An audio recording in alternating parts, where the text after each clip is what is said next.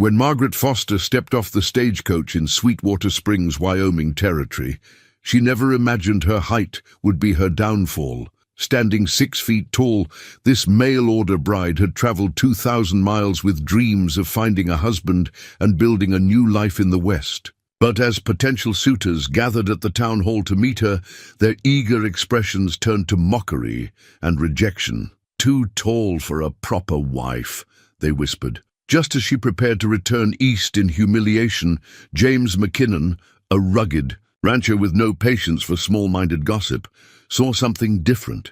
Where others saw an oddity, he recognized strength, grace, and the perfect partner for his sprawling cattle ranch. Could one man's courage to look beyond society's expectations change both their lives forever? Before we jump back in, tell us where you're tuning in from. And if this story touches you, make sure you're subscribed, because tomorrow I've saved something extra special for you. The daguerreotype sat heavy in Margaret Foster's hands as she traced the silver frame with trembling fingers.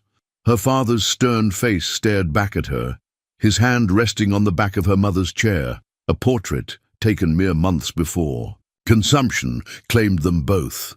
Even then, at 16, she had towered over them, her height a source of gentle teasing in their comfortable Boston home. "You'll grow into your grace," her mother would say, adjusting Margaret's posture with gentle, "And the good Lord made you tall for a reason, my dear." Those words echoed now through the empty rooms of their once prosperous townhouse, stripped bare of all but the most essential furnishings. 5 years of struggling to maintain her father's seamstress shop had drained what little savings remained. After his passing, each careful stitch, every late night bent over fine ladies' gowns, had barely kept the creditors at bay. Margaret carefully wrapped the daguerreotype in soft cloth, tucking it into her carpet bag alongside the newspaper advertisement that had caught her eye 3 months ago. Seeking God-fearing women of good character for marriage to established ranchers and businessmen in Wyoming territory. The matchmaker's letters had painted a promising picture: strong, hard-working men seeking partners to build a life with in the expanding West. She smoothed her grey traveling dress, specially made to accommodate her height without drawing undue attention. The mirror reflected back a woman of 23, her honey-brown hair neatly coiled, green eyes bright with determination despite the shadows of exhaustion beneath them. Her height had always made her stand apart, but in Boston, at least some, understood her worth beyond the measure of inches. "You have your father's business sense," old Mrs. Wellington had said, bringing her mending each week without fail, "and your mother's kindness. Don't let anyone tell you different." But kindness and business sense hadn't been enough. Not when the fancy new dress shop opened across town, with its Paris fashions and younger seamstresses who didn't loom over their customers. Not when every social gathering became an exercise in shrinking herself, in trying to appear smaller than God had made her. The last letter from Mrs. Abigail Tate, the matchmaker, lay open on her bare dressing table. "I have several promising candidates in mind," she had written.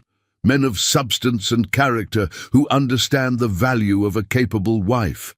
The West is no place for fragile flowers. It needs women of strength and determination." Margaret folded the letter carefully, adding it to her small collection of treasures. Her mother's Bible, her father's ledger, the skills in her fingers, and the courage in her heart. These would have to be enough. Tomorrow, she would board the train that would carry her toward a new life, leaving behind the whispers and sidelong glances of Boston society. In the gathering dusk, she took one last look at the empty rooms where she had grown from child to woman. The walls still held shadows of the paintings they'd sold, lighter squares marking where her life had been packed away piece by piece. But she wouldn't let herself cry, not now, when she needed all her strength for the journey ahead. "The good Lord made you tall for a reason," she whispered her mother's words into the quiet house. Perhaps, in the wide-open spaces of Wyoming, she would finally discover what that reason was. The leather-bound journal lay open on Margaret's lap as the train clattered westward through Nebraska territory. Outside her window, the familiar green. Hills of the east had given way to endless prairies that stretched toward the horizon like a golden sea. 3 days into her journey, and already the world felt larger, more wild and promising than she had imagined. My word. You are a tall one, aren't you? The woman across the aisle hadn't stopped making such observations since Denver. She was traveling to visit her son, she'd announced, and had taken it upon herself to offer Margaret unsolicited advice about her prospects. Men don't like to feel diminished, dear. Perhaps you should consider a seated profession, a school teacher, perhaps. Margaret simply smiled and returned to her journal, where she had begun recording her observations of this new world. She had endured far worse in Boston's parlors, and at least here the commentary came with a sort of frontier frankness rather than veiled malice. The train whistle pierced the afternoon air, and Margaret watched a herd of buffalo scatter across the prairie. Such magnificent creatures, she thought, powerful and proud. They didn't apologize for the space they occupied in the world. Her pen moved across the page. Perhaps that's what the West teaches, that there's room enough here for every soul to stand tall. A young mother struggled past with a crying infant, and Margaret rose to help, her height allowing her to easily lift the woman's bag into the overhead compartment. "Oh, thank you," the mother sighed gratefully. "I've been managing alone since Omaha." "Here," Margaret offered, clearing space on her bench. "Sit with me a while. The view is better on this side." She had learned that kindness often opened doors, that pride kept shut, and as the young mother settled beside her, Margaret found herself sharing dried apple slices and stories of home. "You're braver than I," the woman said, bouncing her now content baby. "Going to marry a stranger in such wild country. But then you seem strong enough for it." Strong enough. The words settled into Margaret's heart like a warm coal. She had spent so many years trying to appear smaller, but perhaps what she needed was a place big enough to match her spirit. The conductor called out another stop, and Margaret watched as more passengers crowded the aisle. A pair of cowboys tipped their hats as they passed, their eyes level with hers for once. No mockery in their gesture, just the simple courtesy of the trail. That evening, as the sun painted the prairie sky in shades of amber and rose, Margaret added more thoughts to her journal. Each mile west seems to strip away another layer of Boston propriety. Out here, perhaps what matters is not how one looks, but what one can do. Not the shape of a woman, but the shape of her character. She thought of Mrs. Tate's letters, describing the sturdy ranch houses and thriving cattle operations of Sweetwater Springs, of men who measured their worth in acres, tamed and herds tended, not in the cut of their coats or the opinions of society matrons. The train rocked gently as night fell across the prairie. Margaret watched her reflection in the darkened window, her father's strong jaw, her mother's determined eyes. She had inherited more than their height. She had their courage, too, the same spirit that had led them to build a life from nothing in Boston.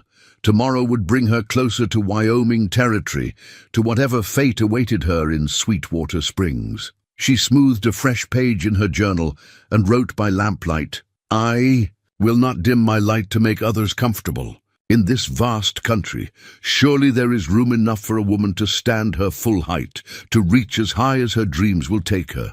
The train rolled on through the darkness, carrying Margaret toward a future as wide open as the prairie itself. And for the first time since leaving Boston, she felt not apprehension, but anticipation. Whatever waited in Sweetwater Springs, she would meet it standing tall. Sweetwater Springs emerged from the Wyoming landscape like a painting come to life. A cluster of wooden buildings nestled against rolling hills, with the jagged peaks of distant mountains piercing the cloud-streaked sky. Margaret stood on the station platform, her carpetbag clutched tight, watching as Mrs. Tate consulted the town registry she always carried. "Now then," the matchmaker said, adjusting her wire-rimmed spectacles, "we have quite a promising selection of gentlemen awaiting introduction." She paused, looking up at Margaret with barely concealed surprise. The letters exchanged had mentioned Margaret's height, of course, but seeing it in person seemed to give the matchmaker pause. Perhaps we should... Well, let's start with Mr. Harrison. He's quite tall himself. The walk to the town hall gave Margaret her first glimpse of her potential new home. Unlike Boston's crowded streets, Sweetwater Springs spread comfortably across the valley, as if each building had chosen its own piece of earth to claim. The spring air carried the scent of sage and new grass, so different from the coal, smoke and salt air of home. "Do mind the mud," Mrs. Tate cautioned, lifting her skirts as they crossed the unpaved street. "We're still civilizing this country bit by bit." The town hall stood proud in the center of town, its fresh white paint and tall windows speaking of prosperity and permanence. Inside, Margaret found herself facing a dozen men, each dressed in their Sunday best, their faces a mixture of anticipation and curiosity. Mr. Harrison, as it turned out, barely reached Margaret's shoulder. He spoke of his dry goods store with pride, but his eyes never quite met hers, fixed somewhere around her collarbone, as if afraid to acknowledge their height difference. "A pleasure," he managed, before quickly finding reason to speak with Mrs. Tate about some urgent business matter. The pattern repeated with each introduction. Mr. Peterson, the banker, spoke of needing a delicate touch in his household. Mr. Woods, who owned the lumber mill, made a poor joke about weather up there that set the other men laughing. Even young Mr. Collins, who had seemed promising with his earnest manner and intelligent eyes, eventually mumbled something about proper proportions before retreating. Margaret maintained her composure. Years of Boston society training serving her well, but each interaction chipped away at the hope she'd nursed during her journey west. She watched as Mrs. Tate's expression grew increasingly flustered, the matchmaker's carefully planned introductions falling apart one by one. "Perhaps we should take a brief recess," Mrs. Tate suggested, her voice carrying a forced brightness. "Allow everyone to refresh themselves." The men quickly dispersed, gathering in small groups to whisper and cast glances in Margaret's direction. She heard fragments of their conversations. Unseemly. Couldn't possibly. What was the matchmaker thinking? Margaret found herself alone by the window, watching as life continued on the street outside. A woman drove a wagon loaded with supplies, her capable hands guiding the horses with easy confidence. No one seemed to care that she sat as tall on her perch as any man. "Miss Foster," Mrs. Tate approached, her registry clutched like a shield. "Perhaps we should discuss alternative arrangements. I have connections in other territories, places where perhaps the gentleman might be more willing to overlook God's design." Margaret finished quietly, still watching the woman. "With the wagon. Tell me, Mrs. Tate, do you find that the land cares how tall the hands are that work it?" The matchmaker flushed. "Now, my dear, there's no need for... I've traveled 2,000 miles, Margaret continued, turning to face the older woman. "I've sold everything I owned except what fits in that carpet bag. I didn't come seeking a man who needs to look down to see me. I came seeking a partner who can look me in the eye and see more than inches and feet." Beyond the window, the mountains rose proud against the sky. No apology in their height, no shame in their grandeur. Margaret straightened her spine, embracing every inch she'd been blessed with. Let them whisper, let them judge. She had not come this far to make herself small. The afternoon sun slanted through the town hall windows, casting long shadows across the contract papers that no one would sign. Margaret watched as Mrs. Tate gathered them with trembling hands, the rustle of paper loud in the awkward silence. The last of the potential suitors had made their excuses and departed, leaving behind a wake of whispered judgments and barely concealed smirks. "Well," Mrs. Tate said, her voice brittle as she tucked the papers into her satchel, "these things sometimes, that is to say, perhaps after a few days of consideration." But they both knew there would be no reconsideration. Margaret had seen the way the men's faces changed when they stood before her, discomfort replacing interest, embarrassment drowning out curiosity. Even now, she could hear their conversations drifting through the open windows from the street. Below, Imagine her in church, standing over everyone like that. No decent man wants to look up to his wife. Poor creature, more suited to a circus than a marriage bed. Each word struck like a physical blow, but Margaret held herself steady, the way her mother had taught her. Back straight, chin level, she whispered to herself, the familiar mantra carrying her through this fresh humiliation. Mrs. Tate busied herself with her registry, scratching out names with sharp, angry strokes. I should have been more careful in my selections. Perhaps if we tried Silver Creek, or there's a widower in Laramie who might— No. Margaret's voice was quiet, but firm. I think we both know this was a mistake. She crossed to the window, watching as the men who had rejected her gathered at the saloon across the street. They moved with the easy confidence of those who had never questioned their place in the world, never felt the sting of being too much or too different. I can arrange your return ticket, Mrs. Tate offered. The morning stage would— Yes. Margaret closed her eyes briefly, feeling the weight of failure settle around her shoulders. The morning stage. She thought of her carefully packed trunk, full of dresses she had altered and remade for her new life.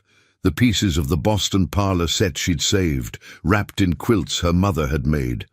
All the hopes and dreams she'd carried west, as substantial as steam in the morning air. And I'll have someone fetch your belongings from the hotel, Mrs. Tate continued, her words coming faster now, as if speed could soften the blow. No need for you to— That is, perhaps it's best if you remain here until departure.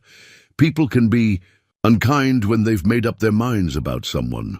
Margaret nodded, not trusting herself to speak. She had known there would be challenges, had prepared herself for hardship and hard work, but this rejection, so complete, so public, cut deeper than she had imagined possible. Through the window she could see the mountains that had seemed so promising just hours before. They still stood proud against the sky, but now they felt like witnesses to her shame rather than symbols of possibility. The vast Wyoming territory that had beckoned with its promise of new beginnings now seemed to echo with the same message she'd heard all her life. There was no place that would truly fit someone like her. I'll make the arrangements, Mrs. Tate said softly, gathering her things. She paused at the door, looking back at Margaret's straight spine and proud head. For what it's worth, my dear, I think they're fools. All of them. The door closed with a gentle click, leaving Margaret alone, with the lengthening shadows and the weight of dreams turning to dust in her hands. The crunch of boots on wooden floorboards drew Margaret's attention from the window. She turned, expecting Mrs. Tate's return, but instead found herself facing a stranger. He filled the doorway with his presence, tall, though not quite her height, with shoulders broadened by years of ranch work and eyes the color of summer storms. James McKinnon, he said simply, removing his hat. His sun-weathered face bore no trace of the mockery she'd grown accustomed to seeing. Instead, he studied her with frank appreciation, as one might admire a well-bred horse or a sturdy oak. I heard there was a lady looking to make a life out here. Margaret straightened instinctively, preparing for another round of humiliation. You're too late, Mr. McKinnon. The matchmaking has concluded. Has it now? He stepped further into the room, his movements unhurried and deliberate, the deed to his ranch poked out from his vest pocket, worn at the edges but clearly well cared for. Seems to me the only conclusion worth noting is that Sweetwater Springs is blessed with more fools than I'd realized. His directness startled a small laugh from her. You're very kind, but kind's got nothing to do with it. He moved closer, and Margaret realized she didn't feel the usual urge to slouch or step back. I've got 2,000 acres of good, grazing land, 100 head of cattle, and a ranch house that needs a woman's touch. What I don't have is patience for small-minded gossip or time to waste pretending to be something I'm not. He reached into his pocket and withdrew the deed, placing it carefully on the table between them. My mother raised me to recognize quality when I see it. A woman who'd traveled 2,000 miles to build a life, who stands tall despite every fool trying to cut her down. That's the kind of partner this country needs. Margaret's heart thundered in her chest. "Mr. McKinnon, you don't know anything about me." "I know enough." His eyes held hers steadily. "I know you're strong enough to leave everything familiar behind, smart enough to maintain your dignity when others forgot theirs, and brave enough to chase a dream across half a continent." He gestured to the deed. "Everything I own is written right there. It's not a fortune, but it's good land with good prospects. I'm offering a partnership, Miss Foster. Not charity, not desperation, but an honest chance to build something worthwhile. Together." The late afternoon light caught the silver threading through his dark hair, and Margaret saw in him something she'd never expected to find in Wyoming territory. Someone who looked at her and saw not an oddity, but an equal. "A partnership," she repeated softly, testing the weight of the word. "Yes." His smile transformed his weathered face. "Though I should warn you, my mother's been praying for a tall daughter-in-law. Says she's tired of hemming every dress in the territory for me to bring home as gifts." This time Margaret's laugh held no bitterness, only surprise and dawning hope. "You're quite direct, Mr. McKinnon." "James," he corrected.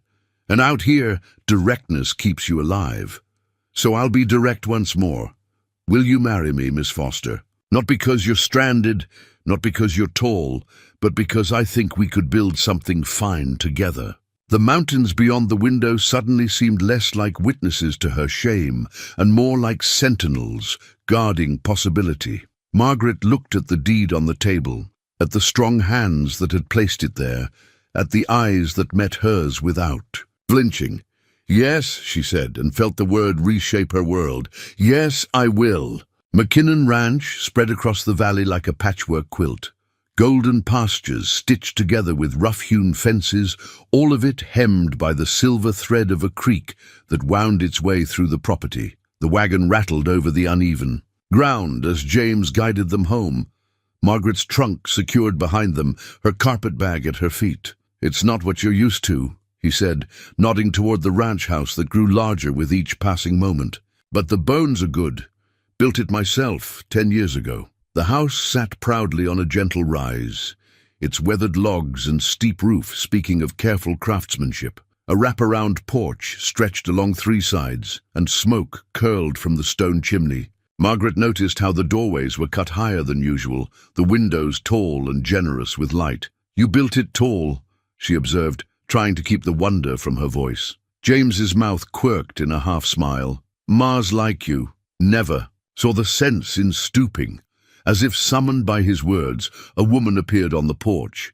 Even at a distance, Margaret could see the same proud carriage she'd struggled to maintain all her life. Sarah McKinnon stood easily 6 feet tall, her silver hair caught up in a neat bun, her apron pristine, despite the morning's work evident in the fresh bread scent wafting from the house. "So," Sarah called as the wagon drew to a stop, "you've brought me a daughter at last." Her eyes, the same storm grey as her son's, assessed Margaret with frank interest. "And a fine tall one at that. Come down, child. Let me look at you proper." Margaret climbed down from the wagon with the grace her mother had drilled into her, refusing to rush, despite her nerves. Sarah McKinnon's scrutiny was different from the town's judgment. This was the evaluation of a woman who had carved her own place in this wild country. "Boston bred, I hear," Sarah said, stepping closer. "But you got strength in those shoulders. Good hands, too, not afraid of work, I'd wager." "No, Ma'am," Margaret replied. "I ran my father's seamstress shop for 5 years after his passing." "Did you now?" Sarah's expression warmed. "And here I've been making do with my own rough stitching all these years. The Lord does provide, doesn't he?" She turned to her son, who was unloading Margaret's trunk. "James McKinnon, you might have mentioned she was a seamstress when you came tearing home about getting married." "Didn't ask," James grunted, lifting the trunk with careful strength. "Didn't matter." Sarah's laugh was rich and deep. "No, I suppose it wouldn't.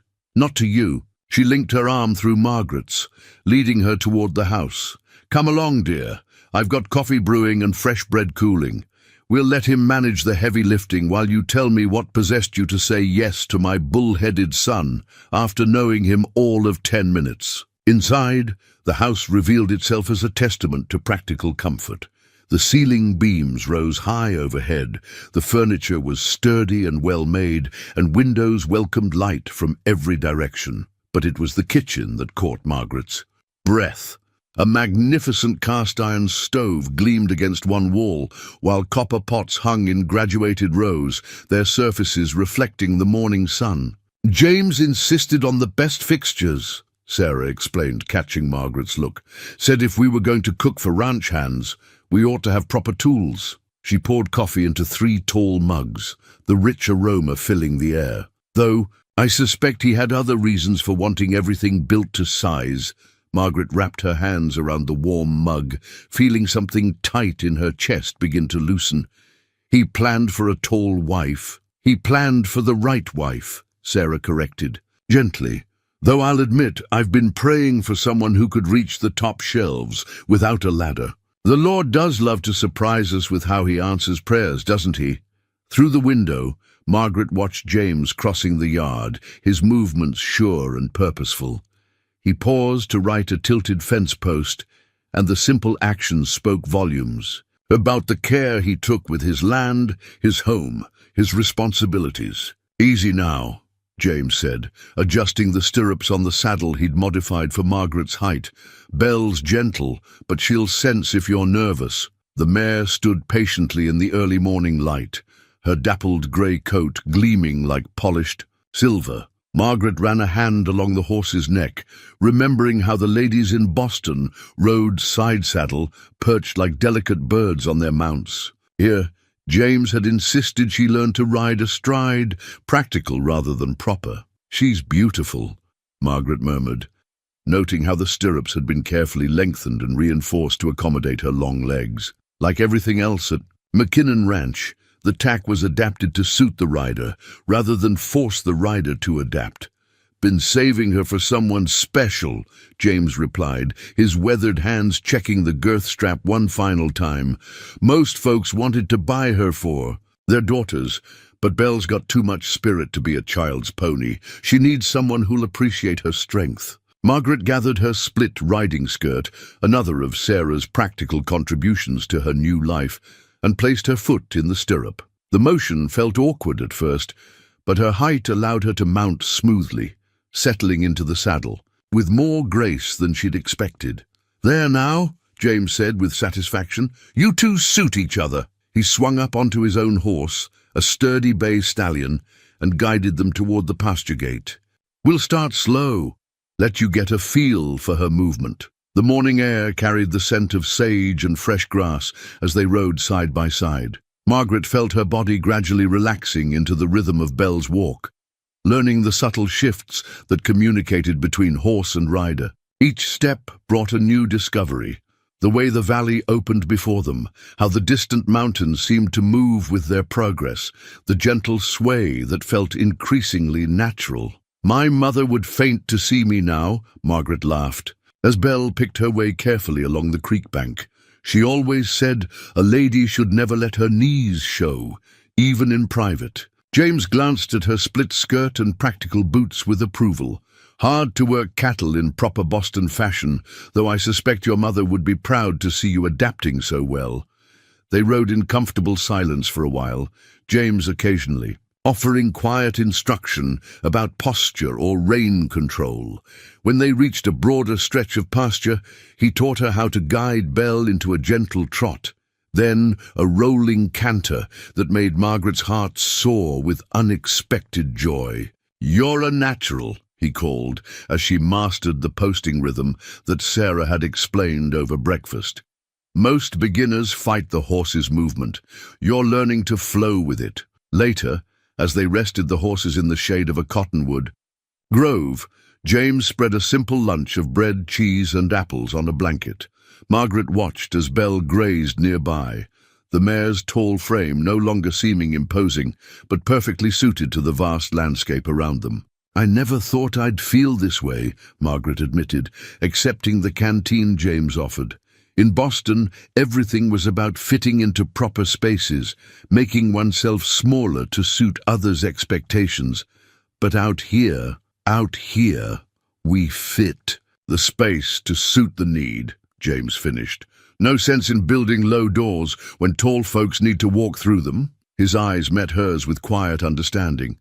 Same goes for hearts and minds, I reckon. The sun had shifted toward afternoon. When they finally turned back toward the ranch house, Margaret felt pleasantly tired, her muscles aching in new ways, but her spirit lighter than it had been in years. She caught glimpses of their shadows stretching across the grass, horse and rider moving as one, tall and proud against the Wyoming sky. "Tomorrow," James said as they approached the barn, "we'll start learning about the cattle. Think you're ready for that?" Margaret looked at him, seeing not judgment or doubt in his expression, but genuine partnership. "Yes," she replied, her confidence growing with each passing hour. "I believe I am." The broken fence line stretched before Margaret like an accusation, posts splintered and wire tangled where the panicked cattle had crashed through. Dawn was just breaking over the mountains, painting the destruction in shades of pink and gold. Two of James's best calves had escaped during the night, driven by the same spring storm that had toppled the ancient cottonwood onto the fence. "Track leads north," Tom, one of the ranch hands, reported. His eyes slid past Margaret as he addressed James directly. "Probably headed for the Box Canyon.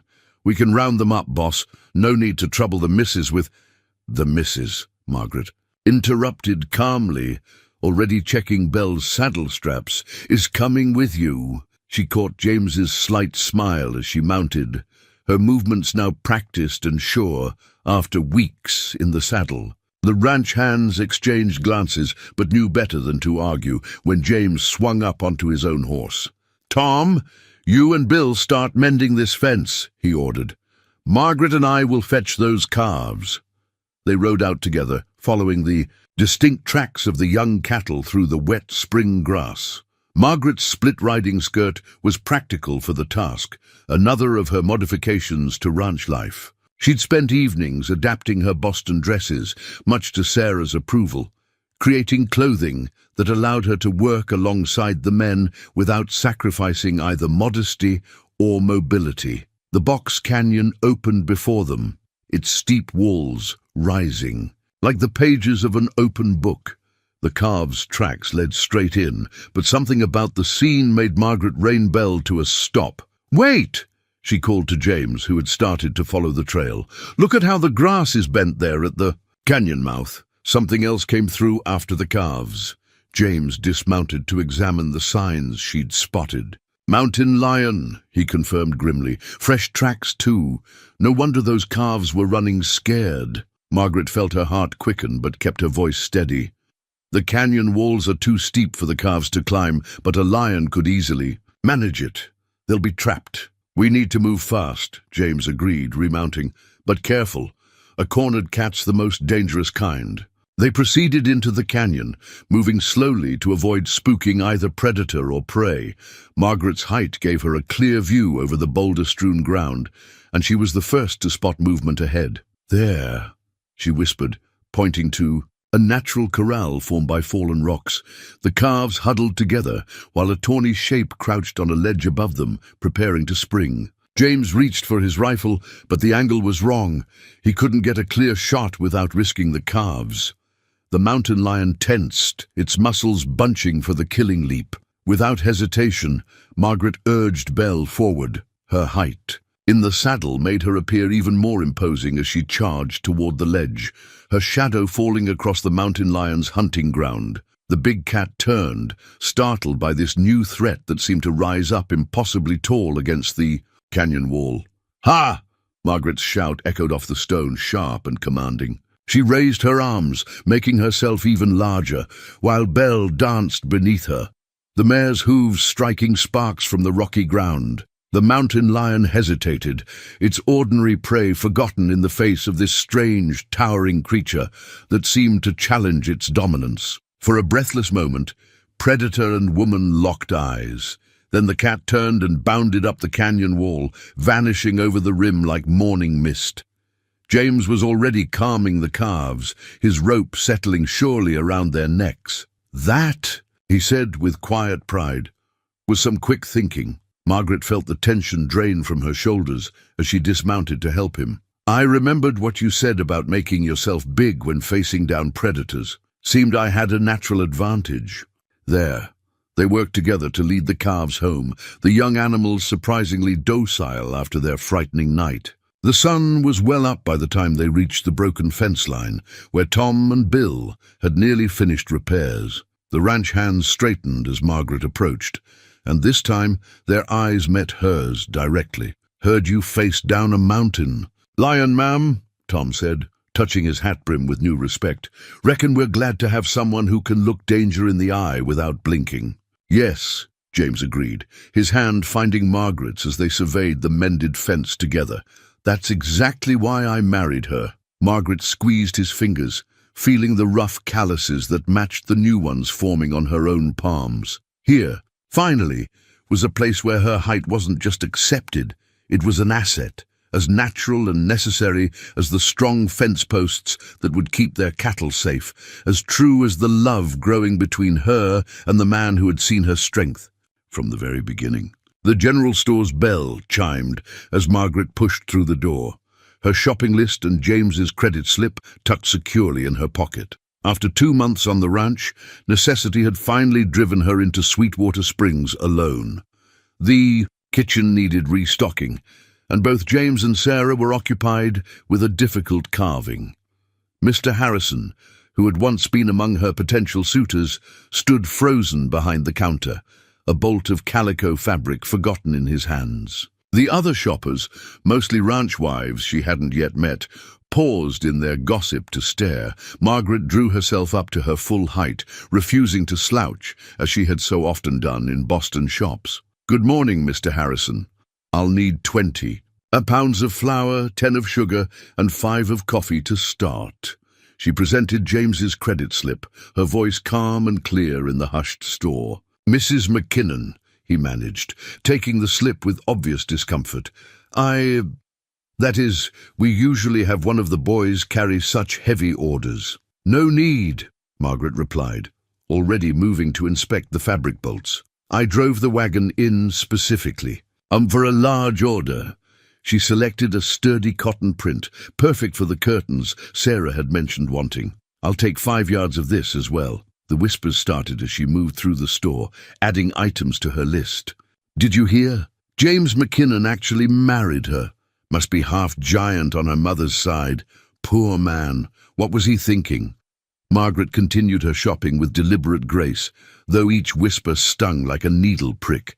She was examining lamp oil when Mrs. Peterson, the banker's wife, who had once smiled so condescendingly at her, approached with false sweetness. My dear, you simply must tell us. How do you manage in that little ranch house? I hear the McKinnons built it quite rustic, though I suppose you're used to roughing it, being so unique. Margaret turned slowly, meeting the shorter woman's gaze. Actually, Mrs. Peterson, the house is perfectly sized. James believes in building to suit the needs of those who live there. She smiled, gentle but firm, much like his mind and heart. A few of the other women shifted uncomfortably, but Mrs. Peterson pressed on. Yes, well, James always was different, though I'm sure you're very grateful he was willing to recognize quality when he sees it, Margaret finished, her voice carrying just enough to reach the gathered audience. Yes, I am. Just as I'm grateful he values strength over artificial constraints and character over common prejudice. She placed her final items on the counter. The total, Mr. Harrison? The storekeeper fumbled with his ledger, clearly torn between his instinct to treat her as an oddity and his respect for James McKinnon's credit. $12.43, Mrs. McKinnon. Margaret signed the credit slip with a flourish, her mother's lessons in penmanship evident in each elegant stroke. Please have these loaded in my wagon. And Mr. Harrison, she paused at the door, you might consider ordering some of those new adjustable dress forms from back east. I noticed several of these ladies could benefit from properly fitted clothing, and I'd be happy to put my seamstress skills to use, if they're interested in quality work rather than quick judgments. The bell chimed again as she stepped out into the sunshine. Her hands trembled slightly as she gripped the wagon reins.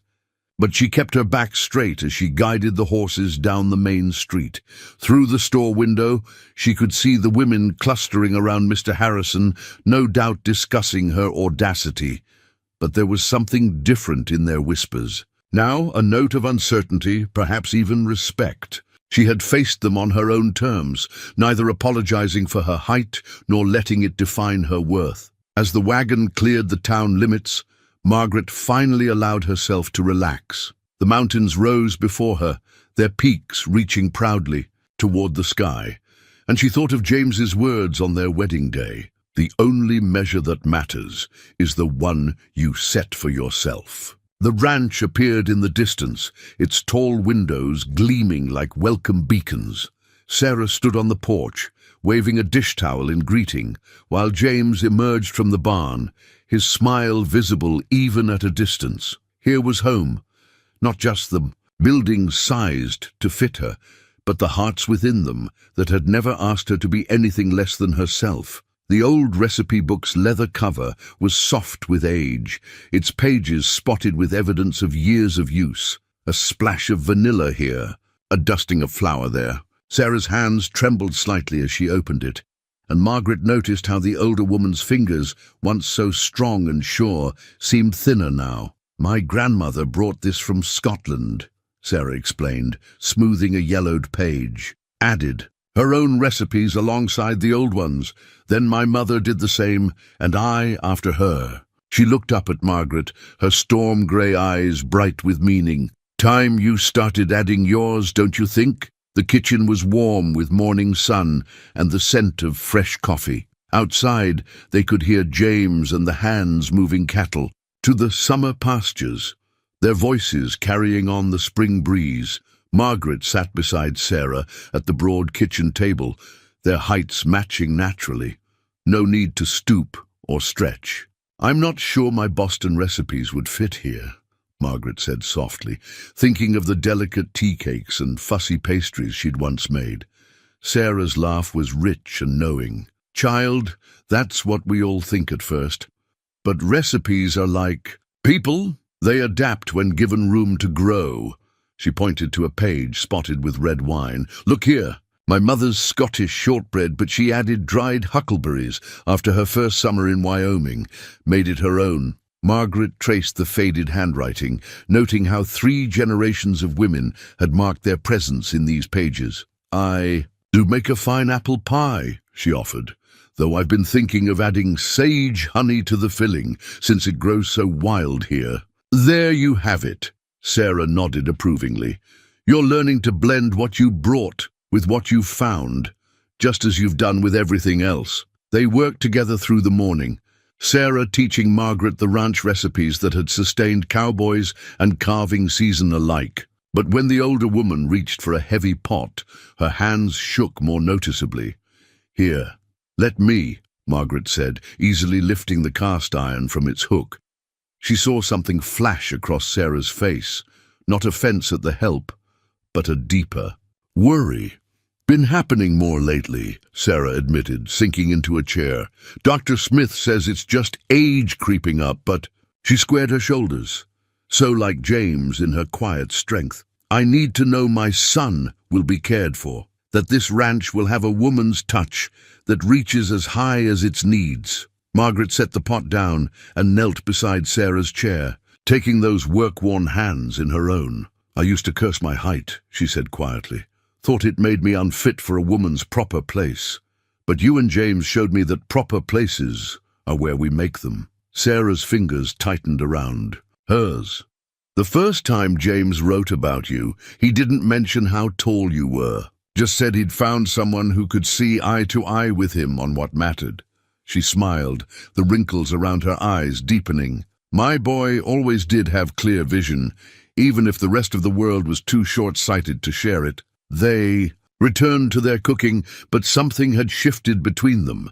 A deepening of trust, a passing of responsibility. Margaret found herself noting each recipe with new attention, not just the ingredients, but the stories behind them. The stew that could stretch to feed unexpected guests, the bread that stayed fresh on long cattle drives, the cookies that had comforted James through childhood ailments. As the sun climbed higher, Sarah began humming an old Scottish ballad. Margaret recognized it from her own mother's kitchen and joined in, their voices harmonizing in the warm air. The recipe book lay open between them, ready for new entries, new adaptations, new stories to be added to its well-worn pages. "We'll add your apple pie recipe this afternoon," Sarah declared, her voice stronger now, with the sage honey variation. "It's time these pages had your hand in them too." She paused, looking at Margaret with clear affection. "Welcome to the family, truly and fully, daughter." And in that moment, Margaret understood. She hadn't just married James, she'd been adopted into a legacy of strong women who had shaped their world to fit them, rather than the other way around.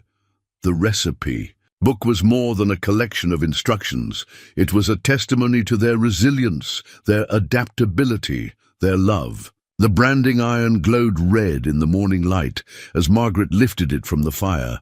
Around her, the ranch hands paused in their work, watching as she approached the calf held steady in the branding pen.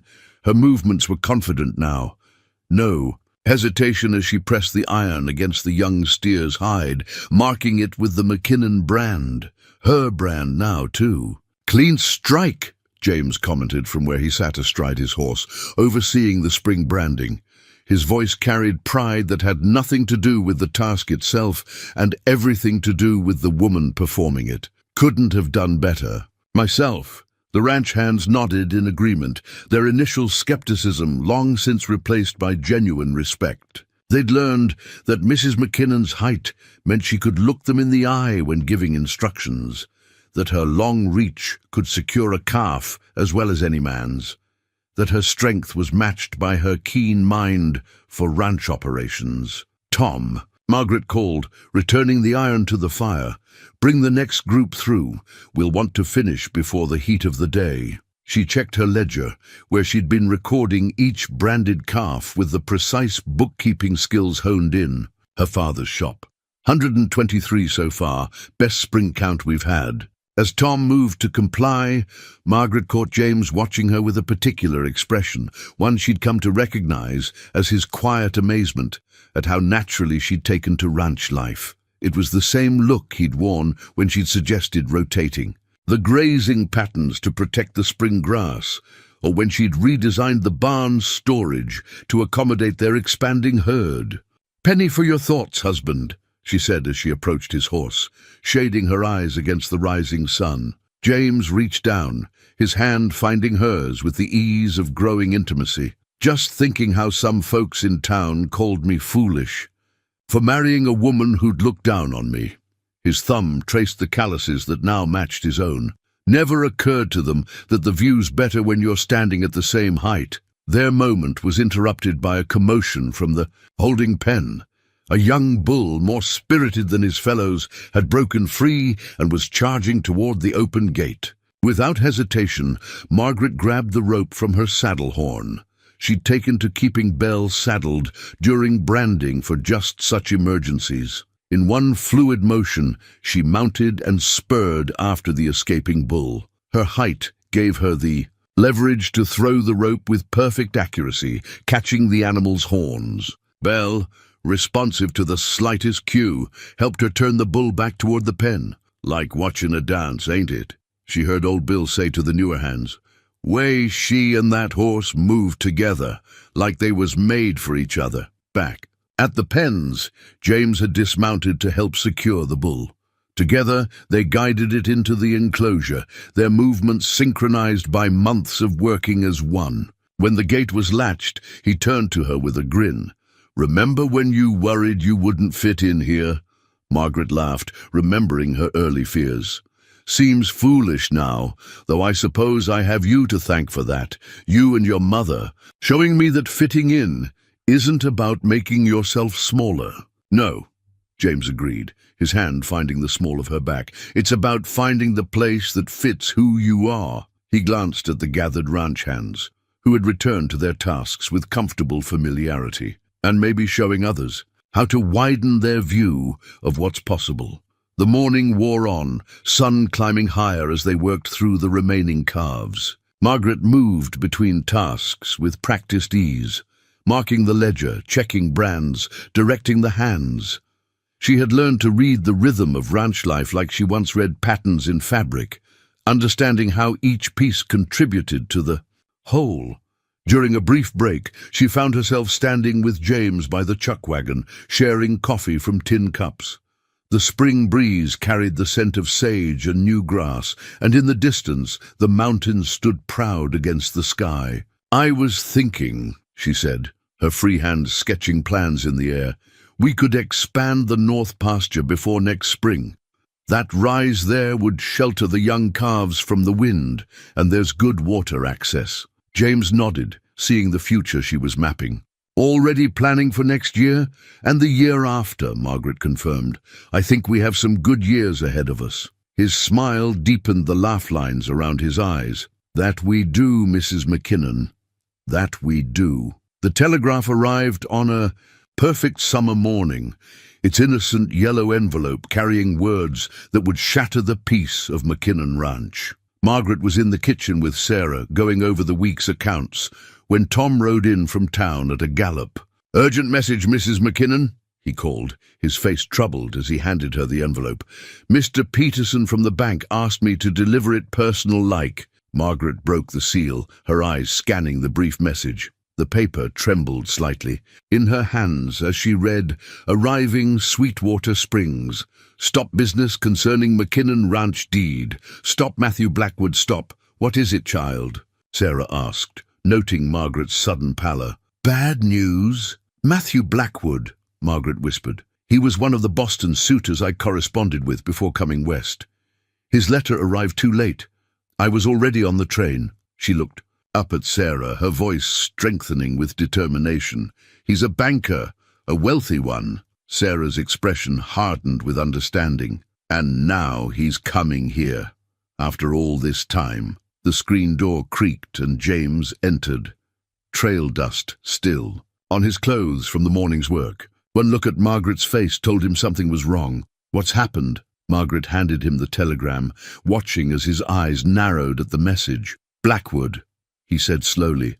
"Why would a Boston banker have business with our ranch?" "Deed?" Before Margaret could answer, another rider appeared in the yard. It was Bill Peterson, the Sweetwater Springs banker, his usual pompous manner heightened by obvious agitation. "James," he called, dismounting hastily. "We need to talk. There's been a development regarding your deed." They gathered in the parlor, the room suddenly feeling too small, despite its generous proportions.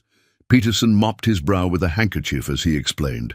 "Mr. Blackwood's bank has acquired several outstanding loans in the territory, including," he paused, glancing nervously at James, "including the original note on McKinnon Ranch." "That note was paid off years ago," James said sharply. "When my father died," Peterson shifted uncomfortably. "There seems to be some discrepancy in the records. Mr. Blackwood claims the final payment was never properly recorded, without clear documentation." "This is nonsense," Sarah interrupted, her voice steel-edged. "We have the papers."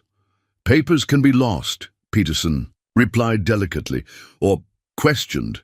Mr. Blackwood's bank is quite influential. They're developing significant interests in Wyoming territory." Margaret felt cold, despite the summer heat. She remembered Matthew Blackwood from Boston society, ambitious, ruthless in business, and used to getting his way. He had been among those who'd written to Mrs. Tate about a mail-order bride, seeking a proper wife to advance his social position. "When does he arrive?" she asked, her mind already racing ahead to the confrontation to come. "Tomorrow's stage," Peterson answered. "He's expressed particular interest in meeting the current Mrs. McKinnon." The emphasis on current was slight, but unmistakable. Margaret stood, her full height making Peterson step back instinctively. "Then we'll be ready to meet him." James rose beside her, his hand finding hers. "This is our land," he said quietly, "built by McKinnon hands, paid for with McKinnon sweat and blood. No city banker can take that from us." But Margaret knew Matthew Blackwood. knew the power of his money and connections, the casual cruelty of his ambition. He had once dismissed her as too tall for polite society. Now he was coming to Wyoming, armed with questionable documents, and the power to destroy the life she and James had built. She squeezed James's hand, drawing strength from his steadiness.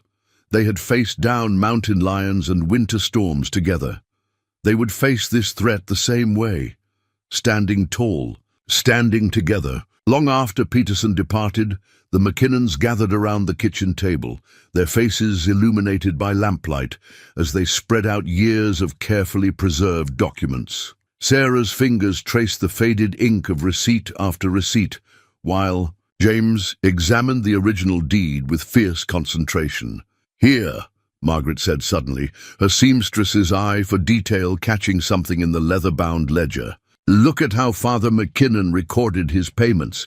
He didn't just note the amounts, he listed the bank's representative who signed for each one." James leaned closer, his shoulder pressing against hers as they studied the precise handwriting. "Phillips, Carter, Phillips again.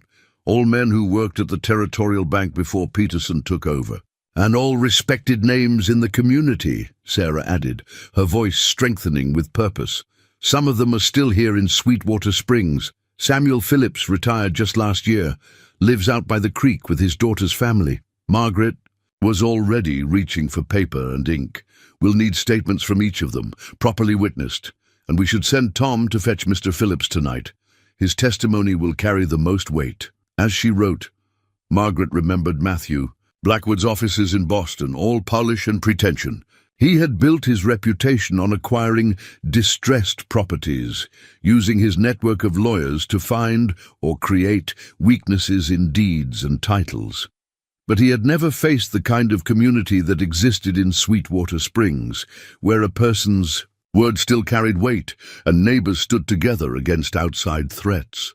"I'll ride for Judge Wilson at first light," James said, studying the territory map on the wall. "He's only half a day's ride, and he's no friend to Eastern banks trying to grab up ranch land." Sarah gathered the payment receipts into a neat stack, her movements deliberate. "I'll speak with Martha Peterson. Her husband may be cowed by Boston money, but Martha knows which side her bread's buttered on. Half the ranch wives in the Territory bank with Bill because of her good sense." A knock at the door interrupted their planning. Tom stood in the doorway, Samuel Phillips beside him. The retired banker's face was lined with age, but his eyes were sharp as he took in the papers spread across the table. "Heard we've got trouble," he said without preamble. "Eastern banker thinking he can muscle in on McKinnon land?" He settled into the chair Margaret offered, accepting a cup of coffee from Sarah. "Well, my memory's just fine, and I remember every payment John McKinnon made, signed for most of them myself." Margaret watched as the old banker began going through the ledger, noting dates and amounts with professional precision. Here was the difference between Blackwood's world and the one she'd found in Wyoming. There, power came from papers and lawyers. Here, it grew from the soil itself, nourished by generations of trust and hard work. "We'll need to be ready when he arrives tomorrow," she said, meeting James's eyes across the table. "He'll expect to find a desperate rancher and a lonely mail-order bride. Instead, James finished with a smile that held all the quiet strength of the mountains themselves, he'll find the McKinnons. All of us." Later, as they prepared for bed, Margaret stood at their bedroom window, looking out over the ranch that had become so much more than a refuge. The moon cast long shadows across the pastures where their cattle grazed, the barn they'd improved together, the gardens she'd planted with Sarah. "We won't let him take it," James said softly, coming to stand beside her. "This land knows who it belongs to." Margaret leaned into his strength, both of them tall and proud against the star-filled sky. "Yes," she agreed, "and tomorrow Matthew Blackwood will learn that too." The ranch account book sat open before Margaret in the early morning light, each page telling its own story of the McKinnons' success. She'd spent hours transcribing the year's figures into clear columns, cattle counts, grazing improvements, profit margins that showed steady growth. Every number was a weapon in the coming battle, every calculation a shield against Blackwood's threats. "The stage will arrive at noon," James said, coming in from his dawn inspection of the herds.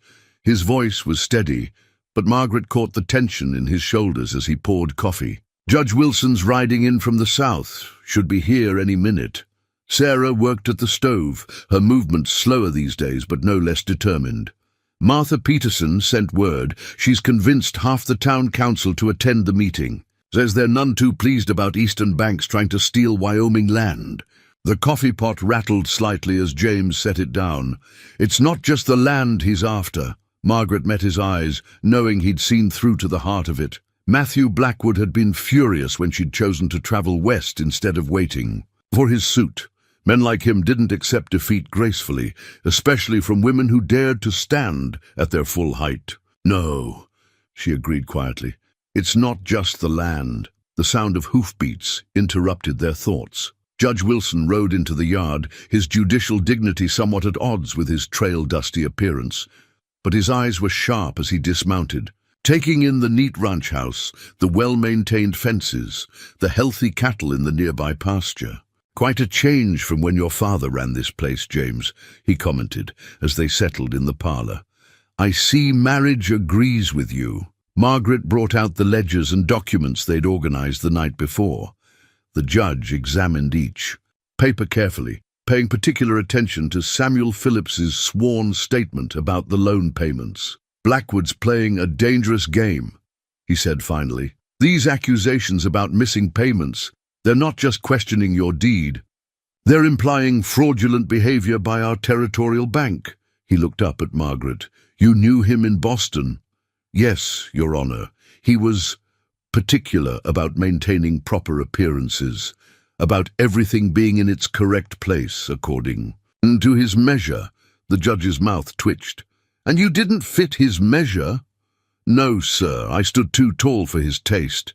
"But not for Wyoming." The judge gathered the papers into a neat stack. "Out here, we measure people by what they build, what they contribute. And from these accounts, you've built something remarkable together."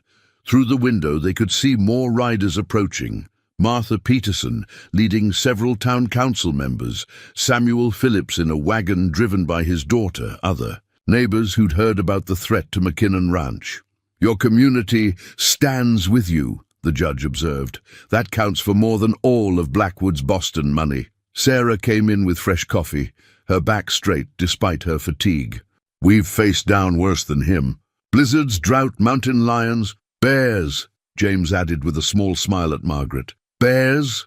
the judge inquired. "Found one in the smokehouse last fall," Margaret explained. "James was out with the herd, so I handled it myself." "Turns. Out bears aren't so fond of facing someone at eye level." The story lightened the mood briefly, but as the morning wore on, tension crept back. Margaret found herself touching the ranch ledger like a talisman, its pages filled with proof of their hard work and success. Each entry represented a choice she'd made, a future she'd chosen, one far different from the life Blackwood had once offered. "Almost time," James said as the sun climbed higher. He stood beside her at the window, watching dust rise from the road into town. Having second thoughts about facing him, Margaret straightened to her full height, feeling the strength that came not just from her stature, but from knowing exactly who and what she was. "No. In Boston, I spent so much time trying to seem smaller, to fit into the spaces others thought proper. But here," she gestured to their home, "built tall to match its inhabitants, to the land that stretched wide and free around them. Here, I learned that the proper space is the one you create by standing your full height." James took her hand, his calluses matching hers after months of shared work. "Then let's go show Matthew Blackwood what that looks like." Outside, there, neighbors gathered, ready to ride into town together. The mountains rose behind them, tall and unbending, a reminder that some things were meant to stand at their full measure, answering to no one's standards but their own. The procession into Sweetwater Springs grew with each passing mile. What had started as the McKinnon family and a few neighbors swelled into a statement of territorial unity. Ranchers left their morning work to join them.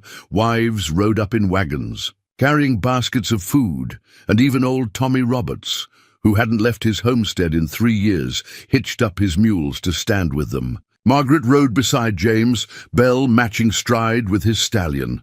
She wore her best riding dress, altered to fit her height perfectly. No compromise, no apologetic slouching. Sarah travelled in the wagon behind them, a stack of letters clutched in her lap. Throughout the morning, riders had arrived at the ranch bearing written testimonials about the McKinnons' character and contribution to the territory. "Never seen anything like it," Tom murmured to Bill as they rode guard on the wagon. "Folk dropping everything to stand up against some fancy Eastern banker." "Ain't about the banker," Bill replied. "It's about what's right. McKinnon's built something worth defending here." They crested the last rise before town, and Margaret caught her breath. The street before the bank was filled with people. Ranchers, merchants, wives who had once whispered about her height. Now, they stood waiting, a clear message in their presence. Martha Peterson hurried up as they dismounted. "He's inside with Bill," she reported, her usual propriety ruffled by excitement. "Been demanding to see the McKinnons since the stage arrived. Says he has documents proving the loan default." Judge Wilson straightened his coat. "Does he indeed? Well, we have some documents of our own." They gathered in the street, organizing their evidence and supporters. Samuel Phillips sat in a chair outside the bank, his white hair gleaming in the sun, ready to testify about every payment John McKinnon had made. The town council members stood nearby, their presence a reminder that Sweetwater Springs governed its own affairs. Mr. Harrison emerged from his store, carrying a ledger. "Found my father's old accounts," he said, approaching Margaret almost shyly. "Shows all the supplies John McKinnon bought while he was paying off that loan. Man doesn't invest in fence posts and breeding stock if he's planning to default." Margaret accepted the ledger, remembering how Harrison had once dismissed her as a potential wife. "Thank you," she said quietly. "This will help." "Mrs. McKinnon," he hesitated, "I was wrong, you know, about a lot of things. You've done right by this town." Sarah touched Margaret's arm, drawing her attention to the growing crowd. Women who had once whispered behind their hands now stood openly in support. Ranch hands who had doubted her ability to work cattle gathered with their families, ready to speak for the McKinnons' integrity. "I never thought," Margaret began. "You never thought you'd find such a perfect fit," Sarah finished. "Sometimes the Lord makes us tall so we can see over the walls others build. And sometimes he leads us to places where those walls don't exist at all." James joined them, carrying the ranch's deed. "Blackwood's asking for us. Says he wants to discuss terms before things become official." Margaret squared her shoulders, feeling the strength of the community around them. "Then let's not keep him waiting." "Wait!" called a voice from the crowd. Mrs. Tate, the matchmaker who had first brought Margaret to Sweetwater Springs, pushed forward. She carried a familiar-looking folder. "My records," she explained, "of Mr. Blackwood's original inquiry about a mail-order bride. His requirements were quite specific and quite revealing about his character." Judge Wilson accepted the folder with interest. "More evidence of his true intentions, I suspect." They gathered their documents, the ranch ledgers showing their success, the testimonials proving their worth, the records revealing Blackwood's past, like arrows in a quiver. But their greatest weapon was the living proof around them. A community, united, standing tall together against those who would impose their narrow measures on Wyoming's open spaces. "Ready?" James asked, offering Margaret his arm. She looked at their assembled neighbors, at Sarah's proud smile, at the town that had learned to look past appearances to see true worth. The same sun that had once illuminated her shame now shone on her triumph, not just her own, but a victory shared by all who had chosen to stand with them. "Yes," she said, her voice carrying clear and strong.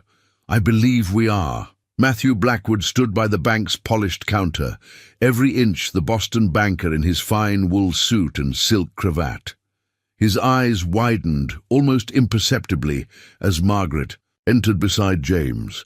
She remembered that look from Boston parlors, the quick calculation of her height, followed by swift dismissal of her worth. "Mrs. McKinnon," he said, her married name carrying a hint of mockery. "How unexpected to find you here. When you failed to wait for my response in Boston, I feared some misfortune had befallen you." "No misfortune, Mr. Blackwood," Margaret replied evenly, "simply good fortune of a different kind." The bank's interior had grown crowded. Judge Wilson took his place behind Peterson's desk, while Sarah sat nearby with her collection of letters. Through the windows, Margaret could see the gathered townspeople, their presence a silent testimony. "Well," Blackwood said, straightening his cuffs, "let's discuss the business at hand. I've acquired certain interests in this territory, including the note on this property." He placed a leather folio on the counter. "My investigation has revealed serious irregularities in the loan payments. As the current holder of the note, I have the right to call it due immediately." James stepped forward, his own documents ready. "Every payment was made and recorded. We have proof." "Ah, but proof can be such a delicate thing." Blackwood's smile didn't reach his eyes. "Especially in these frontier territories. Papers get lost. Records become confused. My bank's documentation is quite clear."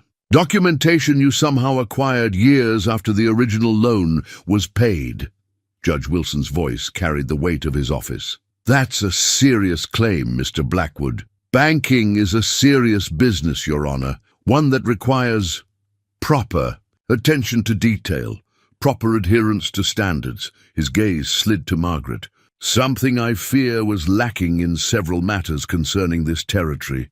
The implied insult hung in the air, but Margaret stood straighter, remembering the mountain lion she'd faced down. "Standards," she said clearly, "or prejudices, Mr. Blackwood." Sarah rose slowly, her dignity matching any Boston matron's. "Perhaps we should examine all the standards involved here."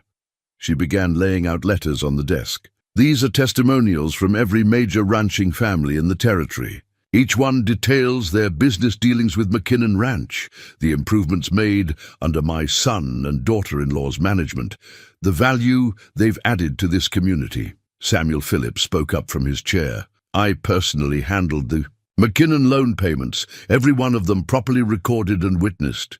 His voice might have weakened with age, but his banker's precision remained sharp. "Any documentation suggesting otherwise is fabricated. A retired banker's memory," Blackwood began dismissively. "And my records," Mr. Harrison interrupted, stepping forward with his ledger, "showing all the supplies purchased during the loan period. Investments that proved John McKinnon's intent to maintain and improve his property." Martha Peterson moved to stand beside her husband. "The town council has also reviewed the matter. We have serious concerns about any attempt to invalidate our territorial bank's records." Blackwood's confident smile slipped slightly. "The council has no jurisdiction over private banking matters." "No," Judge Wilson agreed. "But they do have jurisdiction over who's allowed to conduct business in this territory. Attempting to seize property through fraudulent claims could be considered a serious offense. And then," Mrs. Tate added, opening her folder with flourish, "there's the matter of your other business in this territory." She met Blackwood's gaze steadily. "Your inquiry about a mail-order bride was quite specific. You wanted someone, and, I quote, properly proportioned to reflect the dignity of a banking family. When you learned of Miss Foster's height, you wrote that such a match would be unsuitable for a man of your position." Margaret watched understanding ripple through the crowd. This wasn't just about a ranch deed. It was about a man who thought he could dictate the proper measure of everything, from loan payments to human worth. "You arrived too late," Margaret said into the silence. "Not just for my hand in marriage, but for everything else as well. This isn't Boston, Mr. Blackwood. We measure things differently here." "Indeed we do," James added, his voice carrying the strength of the land itself. We measure by what people build, what they contribute, how they help their neighbors grow." The gathering crowd murmured agreement. Through the windows, Margaret could see more townspeople arriving, drawn by word of the confrontation. Even the men who had once rejected her stood watching, their earlier prejudices forgotten in the face of this outside threat. Blackwood looked around, his carefully constructed scheme crumbling in the face of community solidarity. "This is highly irregular. My bank's reputation—" "Your reputation, Mr. Blackwood," Judge Wilson interrupted, "is precisely what's at stake. I have here sworn statements from multiple witnesses about the original loan payments. I have evidence of your attempt to manipulate property records. And I have a very interesting telegram from the Banking Commission in Boston responding to our inquiry about your authority to acquire territorial loans." The banker's face paled slightly. "I was merely trying to bring proper Eastern banking standards. You were trying to steal what others have built," Sarah cut in, her voice sharp with maternal protection. "Both their land and their happiness. I suggest," Judge Wilson said firmly, "that you withdraw your claim immediately, unless you'd prefer we pursue a full investigation into your banking practices." Blackwood's facade finally cracked. He looked again at the document spread before him, at the crowd of witnesses, at Margaret standing tall and proud beside her husband. In Boston, he had wielded power through papers and pronouncements. But here, power grew from the soil itself, from bonds between neighbors, from communities that stood together. He straightened his cravat nervously. "I appear to have been misled about certain aspects of this situation. Perhaps a withdrawal of the claim would be expedient, a wise choice." Judge Wilson nodded. "Mr. Peterson will draw up the necessary papers. I trust you'll find them quite thorough." As Peterson began preparing the documents, Margaret felt James's hand find hers. They had faced this challenge as they had faced every other, together, standing tall, supported by the community they had helped build. Blackwood signed the withdrawal with ill-concealed bitterness. As he turned to leave, he paused beside Margaret. "You could have had a very different life," he said softly. Margaret looked around at the bank filled with neighbors who had become family, at the town that had learned to see beyond first impressions, at the man beside her who had never asked her to be less than she was. "Yes," she agreed, meeting his eyes from her full height. "Thank God for that." 1 year later, Margaret stood in the photographer's studio, adjusting Sarah's shawl as they prepared for the family portrait. The past 12 months had brought changes to McKinnon Ranch. New cattle breeds James had imported from Texas, expanded grazing lands, and most importantly, the small bundle Sarah now cradled in her arms. "There now," the photographer said, positioning them carefully. "Mrs. McKinnon, if you could just sit down so I could—" "No," James interrupted gently. "We'll stand, all of us." He moved to Margaret's side, their infant daughter Elizabeth sleeping peacefully in his arms. "This is who we are," Sarah smiled up at them. Her health improved since the baby's arrival had brought new joy to the ranch. The silver in her hair caught the afternoon light, matching the frame of her mother's recipe book on the table beside her, now filled with Margaret's additions, their family history continuing in new handwriting. The photographer nodded, understanding dawning in his eyes as he saw not their height but their unity. Through his lens, he captured the McKinnons as they truly were, a family standing tall together, their strength drawn from each other and the land they loved. Outside the studio, Sweetwater Springs had changed too. The whispers that had once followed Margaret now spoke of her success, the thriving ranch, her growing friendship with the other wives, the seamstress shop she'd opened in town where she taught young girls that grace came in all sizes. "Perfect timing," James said as they left the studio. "We should make the gathering at the town hall." They walked together down the main street, where merchants nodded in greeting and children waved. Inside the hall, a group of newly arrived mail-order brides waited nervously, many of them women who didn't quite fit the usual expectations. Too tall, too educated, too independent. Margaret had begun writing to them after Blackwood's defeat, sharing her story through Mrs. Tate's network. "Come to Wyoming," she'd written.